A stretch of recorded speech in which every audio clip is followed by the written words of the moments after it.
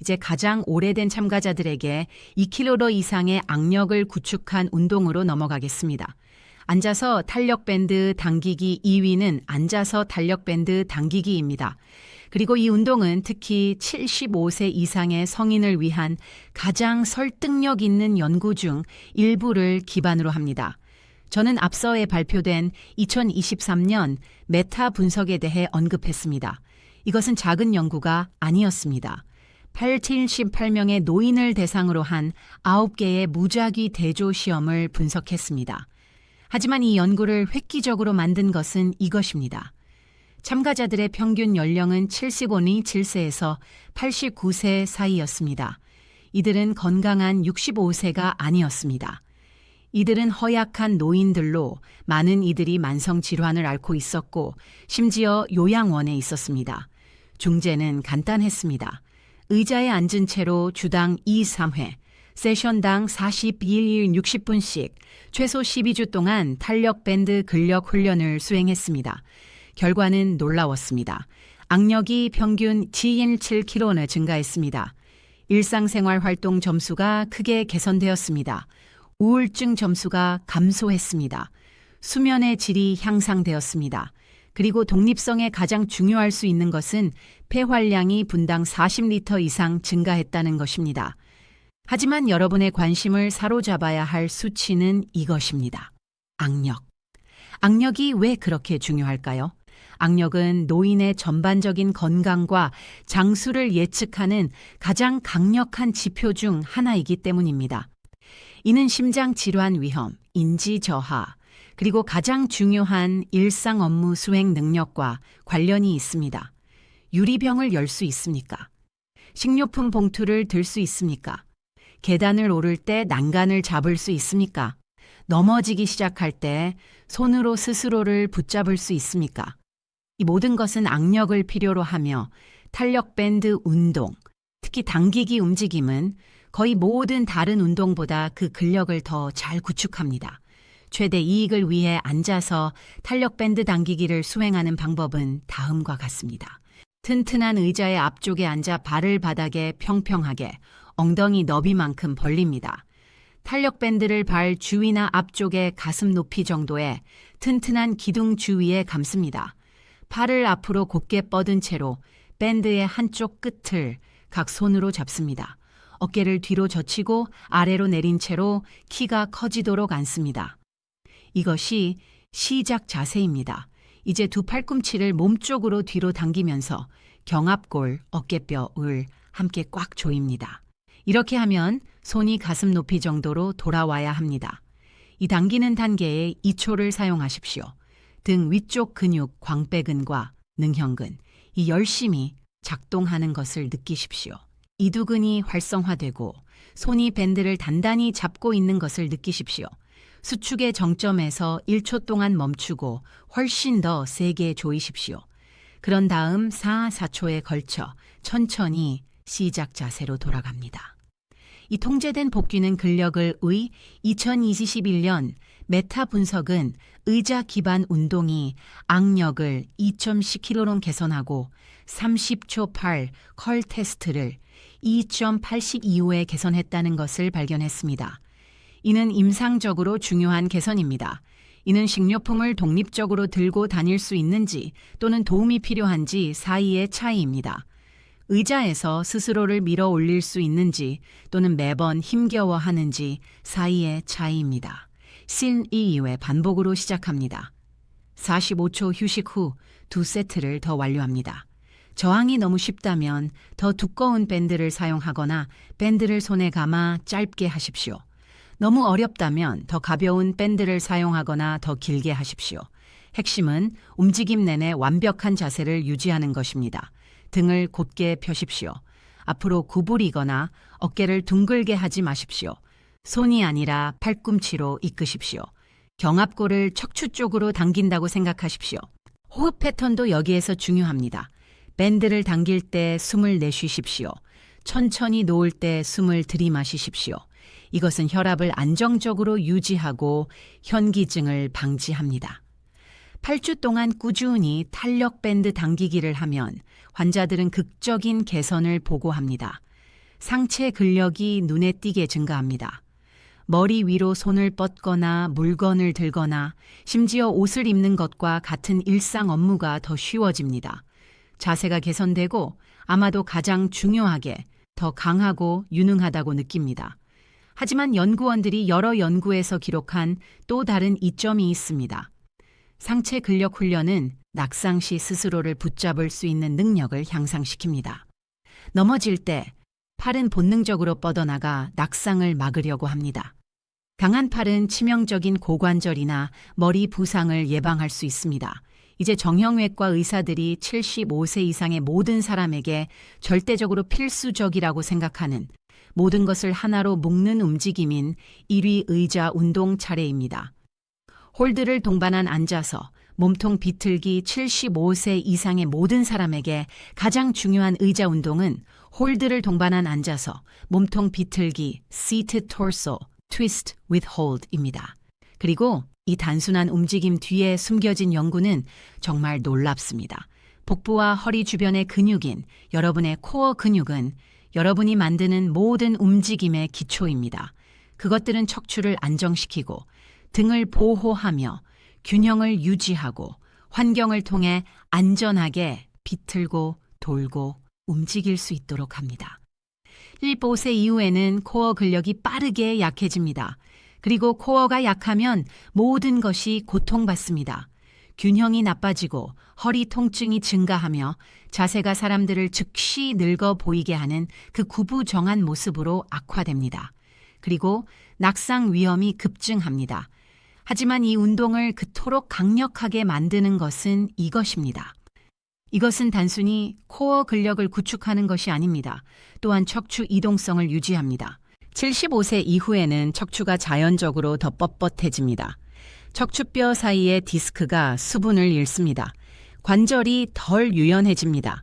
이 뻣뻣함은 운전할 때 뒤를 돌아보는 것을 더 어렵게 만듭니다. 물건을 잡기 위해 손을 뻗는 것을 더 어렵게 만들고 그 앞으로 구부정한 자세에 기여합니다. 앉아서 몸통 비틀기는 두 가지 문제를 동시에 해결합니다. 코어 근력을 구축하는 동시에 척추의 회전 이동성을 유지하고 있습니다. 노인을 위한 운동 중재에 대한 포괄적인 검토는 근력 및 균형 운동이 인지 테스트 점수를 크게 개선했다는 것을 발견했습니다. 기억력이 개선되고 실행 기능이 개선되었으며 참가자들은 정신적으로 더 명료하고 더 기민하다고 느꼈다고 보고했습니다. 왜 코어 운동이 뇌에 영향을 미칠까요? 왜냐하면 균형과 협응력에 도전하는 운동이 BDNF 뇌 유래 신경 영양 인자라고 불리는 것의 생성을 자극하기 때문입니다. BDNF는 말 그대로 새로운 뇌세포를 성장시키고 뉴런 사이의 연결을 강화하는 단백질입니다. 그것은 여러분의 뇌를 위한 비료와 같습니다. 최대 이익을 위해 앉아서 몸통 비틀기를 수행하는 방법은 다음과 같습니다. 튼튼한 의자에 똑바로 앉아 발을 바닥에 평평하게 엉덩이 너비만큼 벌립니다. 등은 곧지만 뻣뻣하지 않아야 합니다. 팔꿈치를 옆으로 벌린 채로 손을 머리 뒤에 두거나 더 편하다면 발을 가슴 위로 교차시키십시오.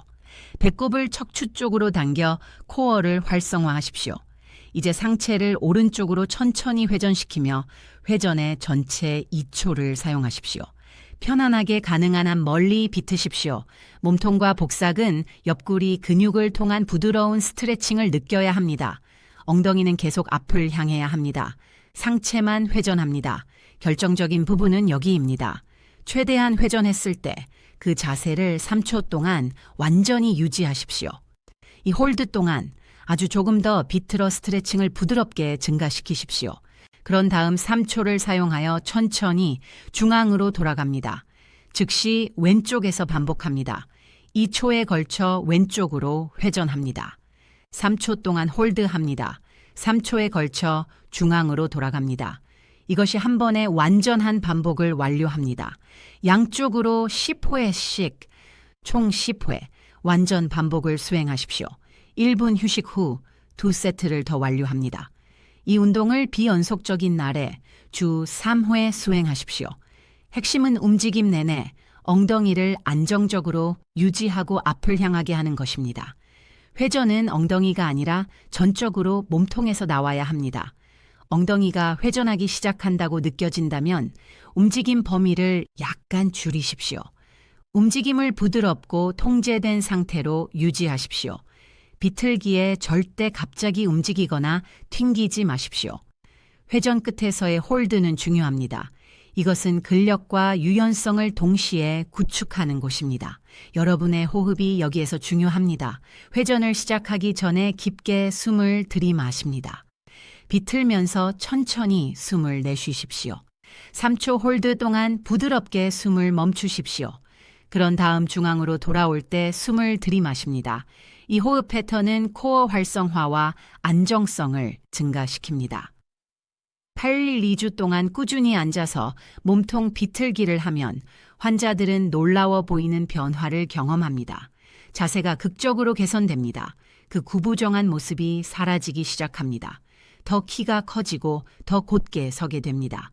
코어가 더 강해짐에 따라 허리 통증이 크게 감소합니다. 하지만 또한 개선된 정신적 명료함을 알아차릴 것입니다. 코어 강화와 통제된 움직임의 인지적 요구의 조합은 여러분의 신체와 뇌를 동시에 훈련합니다. 이것이 진정한 노화 방지 운동입니다. 3가지 필수 일일 습관, 결과를 300% 증폭시키세요. 이제 대부분의 피트니스 프로그램과 심지어 대부분의 의사들도 여러분에게 절대 말해주지 않는 것이 있습니다. 여러분은 이 5가지 의자 운동을 완벽하게 할 수 있지만 올바른 일일 습관으로 그것들을 지원하지 않는다면 결과의 70%를 놓치고 있는 것입니다. 수천 건의 골절, 근육 파열, 그리고 실패한 회복을 보아온 정형외과 의사로서 우리는 운동이 방정식의 일부일 뿐이라는 것을 알고 있습니다. 다른 부분은 하루의 나머지 24시간 동안 여러분이 하는 일입니다. 이것들은 근육을 재건하고 독립성을 유지하는 사람들과 운동에도 불구하고 계속 쇠퇴하는 사람들을 구분하는 3가지 습관입니다. 1. 하루 종일 단백질 분배, 단백질 섭취에 대한 전통적인 권장사항은 체중 킬로그램당 하루 0.8기입니다. 이것이 RDA 권장 식사 허용량과 말하는 것입니다. 하지만 문제는 이것입니다. 그 권장사항은 결핍을 예방하기 위해 고안되었으며 노인의 근육 건강을 최적화하기 위한 것이 아닙니다. PRO악의 연구그룹, 즉 국제연구팀은 모든 증거를 검토하고 특히 65세 이상의 성인을 위한 업데이트된 권장사항을 발표했습니다. 그들의 결론은 75세 이상의 성인은 매일 체중 킬로그램당 1.0g의 단백질이 필요하다는 것입니다. 이는 표준 RDA보다 50% 더 많은 것입니다. 68mg의 시니어의 경우 이는 RDA가 제한하는 50씩이 아니라 매일 68.8씩의 단백질로 해석됩니다. 하지만 총 단백질보다 훨씬 더 중요한 것은 분배입니다. 연구에 따르면 노인은 근육 단백질 합성을 거의 최대로 유도하기 위해 식사당 25g의 단백질이 필요합니다. 이것은 여러분의 신체가 실제로 새로운 근육 조직을 구축하는 과정입니다. 왜 식사당 그렇게 많을까요? 75세 이후에는 근육이 단백질의 근육 생성 효과에 저항성을 갖기 때문입니다.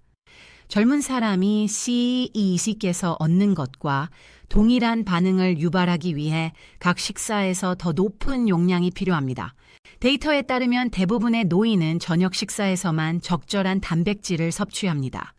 아침과 점심은 각각 약 12개에 불과합니다. 이 불균등한 분배는 여러분의 근육 구축 잠재력을 파괴하고 있습니다. 해결책은 무엇일까요? 아침, 점심, 저녁 식사에서 25-30개 단백질을 목표로 하십시오. 균등한 분배는 저녁 식사에서 60글 먹고 아침과 점심에 10복구만 먹는 것보다 우수한 근육 단백질 합성을 생성합니다. 25-3은 무엇을 의미할까요? 달걀 3개, 닭고기, 생선 또는 살코기 3온스, 그릭 요거트 1.5컵, 우유와 함께 단백질 파우더 1스쿱. 이는 아마도 여러분이 생각하는 것보다 더 많지만 75세 이후에는 절대적으로 필요합니다. 운동과의 상대적 타이밍도 중요하지만 그 창은 이전에 생각했던 것보다 더 넓습니다.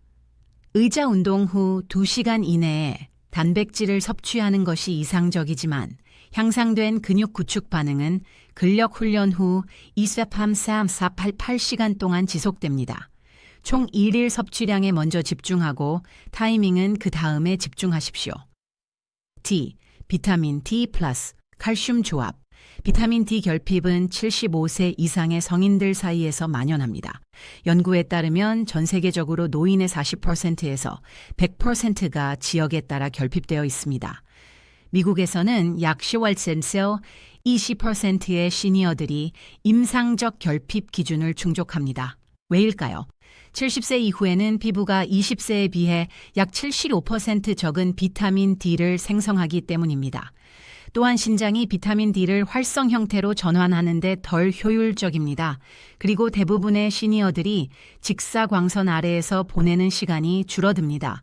그 결과는 치명적입니다. 비타민 D 결핍은 근육 약화, 낙상 위험 증가, 골 손실 및 골절로 이어집니다. 하지만 연구에 따르면 비타민 D만으로는 충분하지 않습니다. 비타민 D와 칼슘의 조합이 필요합니다.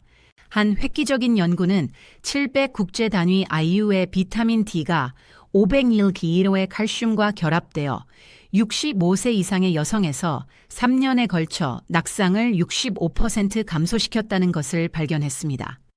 두 가지 간단한 보충제로 65% 감소입니다. 70세 이상의 성인을 위한 증거 기반 권장 사항은 다음과 같습니다. 비타민 D, 하루 800ml 디유 칼슘, 하루 1200ml는 비타민 D 목표 혈중 수치, 밀리리터당 최소 30나노그램. 이 조합은 시너지 효과를 냅니다. 칼슘 단독으로는 충분한 비타민 D 없이는 골절 위험을 줄이지 못합니다. 그리고 비타민 D는 칼슘 흡수와 활용을 최적화합니다. 함께 그들은 골절을 10% 줄입니다. 칼슘의 경우 가능한 경우 보충제보다 식품 공급원이 선호됩니다. 왜냐하면 더 나은 흡수와 추가적인 영양소를 제공하기 때문입니다.